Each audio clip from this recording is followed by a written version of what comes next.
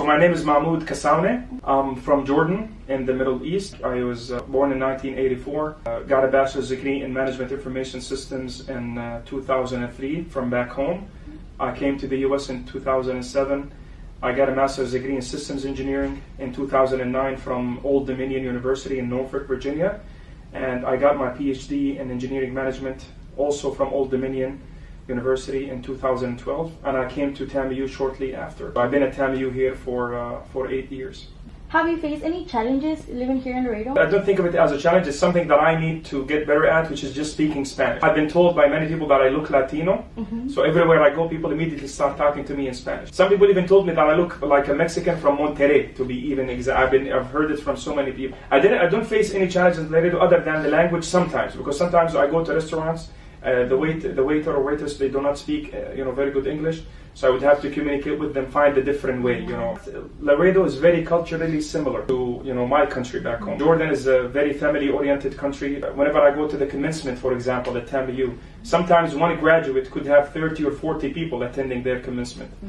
So it reminds me a lot of back home. That's why, I feel very comfortable living here. That's why I've been here for 8 years. I never thought about leaving. Was it hard for you to move from back home to here? No, I mean, anytime you leave, the place where you grew up, it's not easy. You get homesick.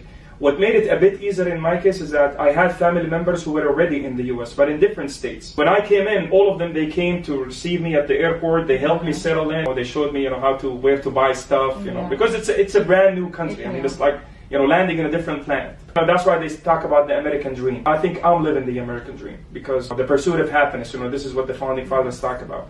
Everybody who lives in the US has a chance to pursue happiness. I'm very happy that I'm here. Do you feel like you've had to deal with a lot of discrimination after 9/11 happened? Not at all. Personally, not at all. I can't remember any instance where I feel discriminated against. I believe that if you look for trouble, you're gonna find it. But if you're somebody who's peaceful, who doesn't like to get into arguments with others, you're not gonna be discriminated. But that does not mean that other Muslims were not discriminated. They were, especially after 9/11. I think we are often portrayed in a negative light, especially by the media. A question that I get asked a lot by people is, they tell me, hey, is Islam a religion of peace? The answer is, of course, yes. First of all, it's a religion from God. It's the same God. We believe that God who sent the Prophet Muhammad with the religion of Islam, he's the same God that sent the Prophet Jesus, that sent the Prophet Moses. He's the same God that sent all the prophets. But the difference is that Muhammad was the last prophet that he sent to earth. The Prophet once spoke of a woman that was sent to the hellfire because she was torturing her cat. So I always tell people, imagine, if this is how much value a religion places on an animal, on a pet, how much do you think they value the life of a human being? And there was also another story where a prostitute once felt so sorry for an animal that she saw that was very thirsty, and she gave it some water to drink, and God forgave her sins just because of that simple move of generosity towards an animal. He just forgave her sins. He gave her a clean slate to start over. One famous verse in the Quran, Quran is our holy book, just like the Bible for Christians. It says, if you kill one human being, it's as if you killed all of mankind. If you save one human being, it's as if you saved all of mankind. Now, do we have Muslims who do bad things? Of course.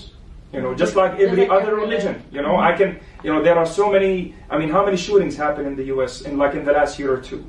Should we go after their religion? It's not their religion to blame, it's just that person. Yeah, and it's bizarre because they don't even take a look at their religion. Right? It's only when the Muslims do something, unfortunately, that the media start, they say, oh, Muslim. Yeah. And you're right, I do notice that. Whenever I hear about a shooting or an explosion somewhere, they immediately start thinking, is this a terrorist attack? Because they imply that a Muslim might have done it. If it's not a Muslim, the word terrorism is used very little from that moment onwards. They just talk, there is an attack, there is an explosion. It's really unfortunate, but I think that it all comes down to the pursuit of knowledge. If you pursue knowledge, if you go read from reliable sources, of course, about the religion. So I think we are portrayed unfairly because we are painted with the same brush that other people who did worse things are painted. I know I represent my religion just the same as I represent my country, my parents who raised me. So I try to give a good picture. That's what I can do, is just be a good ambassador. Is there anything I didn't ask that you would like to ask? To always, whenever you hear about something or hear a story from somebody, before you agree or disagree, just go and look it up. Just go to a reliable source and look it up. Or if you know somebody who can answer those questions or your doubts that you have about a particular thing that you heard, seek that knowledge. I work in a university. It's all about the pursuit of knowledge. I always tell students, if you think that what I explained to you is incorrect, how I would use that technique in real life. Do you think it would work or it wouldn't work? Just try it for yourself and see if that's the case.